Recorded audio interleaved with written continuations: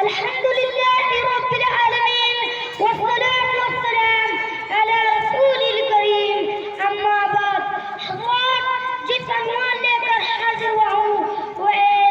نماز کی اہمیت واستعین بالصبر والصلاة انها لقبیۃ للخاسرین اسلامی بھائیوں اگر آپ نے سوال کرے یہ کون سی چیز ہے جو سرور کائنات صلی اللہ علیہ وسلم کی آنکھوں پر ٹھنڈک ہے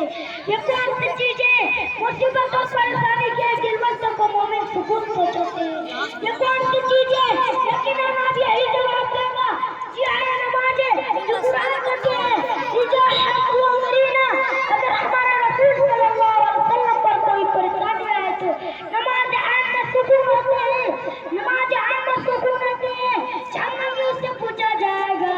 ما سلکتم فی سقر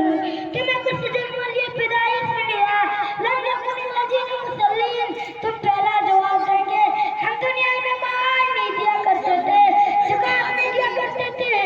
جو لوگ اللہ تعالیٰ کو فرمان لیے گناہ کا کام ہے قرآن و حدیث پر عمل نہیں کرتے ہیں ان کو ٹھکانہ دوزخ ہے دوزخ کو جہنم بھی کہتے ہیں یہ عذاب کا گھر ہے جو لوگ ان میں جائیں گے ہمیشہ رہیں گے جہنم میں اتنی زہریلی سانپ ہوں گے اگر ان کی پھکر مار دی تو پوری دنیا راؤں جل کے بھلا بتاؤ جب ہم دنیا کو آج کو برداشت نہیں کر سکتے تو دوزخ کو آج کیسے برداشت کر سکتے کل من باللہ ثم استقیم